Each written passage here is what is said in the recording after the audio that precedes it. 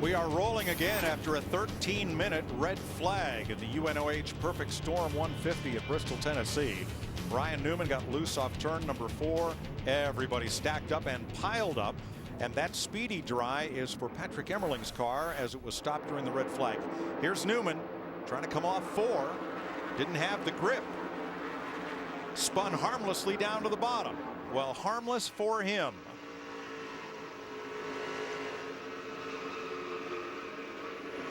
Right there behind John McKennedy. Because behind him, the track clogged in a hurry. Keep an eye out here for Mike Stefanik right there. Yellow numbers on a red car with a black roof. Fastest in practice, high hopes of winning this thing. Here comes John Smith up and on top of Rowan Pennick and then landing on Burt Meyer's car right next to Stefanik.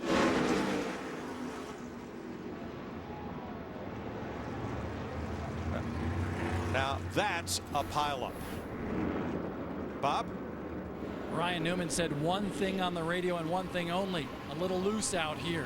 That's how he broke free coming off that corner. The team is going to bring the 77 modified down pit road. They don't think they have any damage, but since he's going to be at the back of the pack anyway, they're just going to check things out for the two-time winner here at Bristol. Now, Bob, Tim Brown was pinned against the wall, and he signaled he was okay, but then the course workers, the ambulance techs, helped him from the car and assisted him over to the ambulance. What about Tim Brown? Well, Tim Brown is in the infield care center right now, and he tweaked his back a couple weeks ago, so he knew that coming in here. But he smiled to everybody, his family and his team, as he went into the infield care center. Right now, Ryan Newman on pit road. They're checking out the right front suspension on that machine. Second modified race at Bristol with a red flag period. Last year's lasted 6 minutes. 13 minutes this year. We now have 6 laps complete, 3 of them under green. And ironically, Newman's record here in this series in the modifieds has been checkers or wreckers. In 3 starts, he's got 1 crash DNF and 2 wins, but not a crash DNF, at least so far today. Newman should be fine. A lot of people at the back of the pack, so many have gone on to pit road to work on their cars, and they will all restart at the back. Still 5 cars on pit road.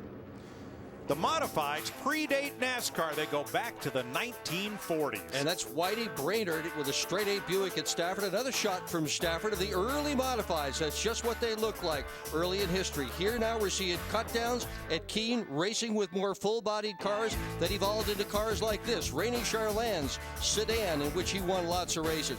Now we have safer barriers. Back then, Ernie Gahan went right through the wooden wall. And here's a car at Waterford Speedway where they still run NASCAR modifieds, and Buddy Krebs at Riverside. Now we're getting more sophisticated. It's early 1960s. All those pictures by Shaney Lorenzen, now 91 years old. He captured this sport for over 30 years at several NASCAR tracks. Great to see the progress of what are now these sleek machines. Bob? Mike Stefanik started 24th in this show. Big wreck there coming off of turn number 4. What did you see, Mike? Well, I just watched the video, probably like the fans at home, and I saw Ryan Newman spin by himself. Then I think some guys panicked in behind him, and they started getting crossed up. And the video that I saw there showed the 93 car hit us a ton from behind and just turned me right head on into the fence. I was just slowing down, looking for a hole. Next thing I was looking at a big concrete wall. Take a look at Ryan Newman's onboard here. Looks like he just looked. Oh, Mike Stefanik, that's your onboard. Sorry. Yeah, that's my onboard. Yeah, nice view. I was following the 40. You know, I had passed about 4 cars, and here we go, looking for a hole, and didn't even get to the accident, and then became part of the accident. The 93 car, as you see right there, just hit us a ton. I'm sure he didn't mean to. It's just thinking on the brakes quick as I did. Tough break for the 7-time champ. He had one of the fastest cars here today, guys. Stefanik came in 7th in Whelen Modified Tour North points. He said earlier he didn't think he'd be able to catch Doug Coby, who has the point lead, but in a newly formed team, trying to give it their all the rest of this season. 1 to go. And with a lot of mechanics in the infield working on their cars, not to get them back in the race, but to be able to even get them in the haulers to get them home. Bert and Jason, the Myers brothers, still on pit road. Andy Seiss also on pit road. And the 45 of Eric Beers still being worked on. Donnie Leah pits from the back of the field where he started, and which might have been a safe place to be in these opening laps.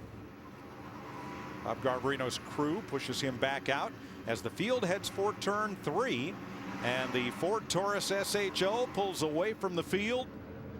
We're going to go back to green, completing 10 laps. There will be a halftime break after lap 75. Szegedy, Christopher in the Bowler Racing All Blue, and they get the green. It's not a fast restart, and Szegedy scoots away on the bottom.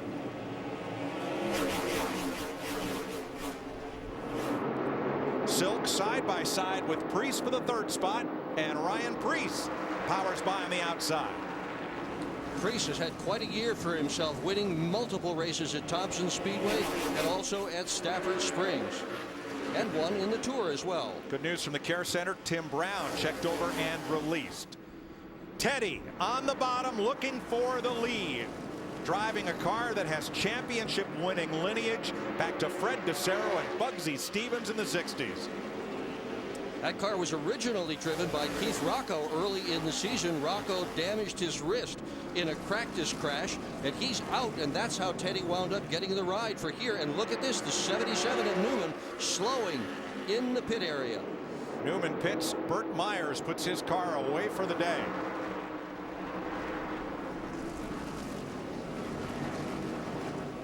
Front 4 begin to gain a little distance on the field. Christopher, Szegedy, Preece, and Silk.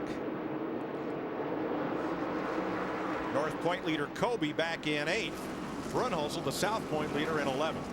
And Newman had a flat right front tire, and that's why he wound up pitting. Going to be tough to win from there.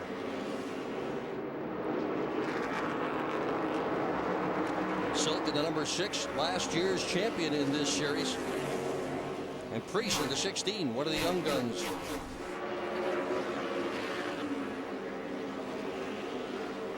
And Dick, it looks for all the world like a 2-groove racetrack. It does. Indeed it does. We'll see what happens when the Cup cars get out here. They're more accustomed to running higher than the modifieds. Modifieds with wider tires and perhaps a bit more grip as a result of that. Eric Goodale may have brushed the wall coming out of 2. That's his black number 58, center of the screen.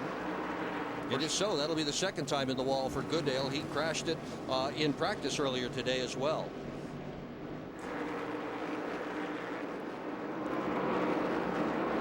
Third place is the battle, and Ronnie Silka, that number 6, keeps trying the bottom. Beer's giving him just enough room down there, but he just can't cover the spot. He's got plenty of time. Lots and lots of time.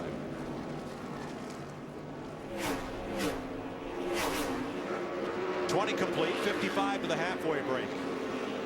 Silk in the number 6 has a spec engine. This is an engine with pieces and parts that are specifically specified by NASCAR. You can only use those pieces and parts.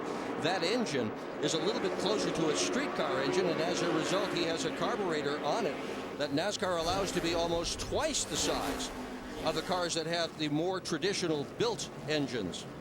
And there was a lot of squawking after he got the pole at Loudon, New Hampshire, from some of the car owners on the tour, running the built motors as opposed to the spec motors, the more traditionalists that have 40,000 or more in those engines.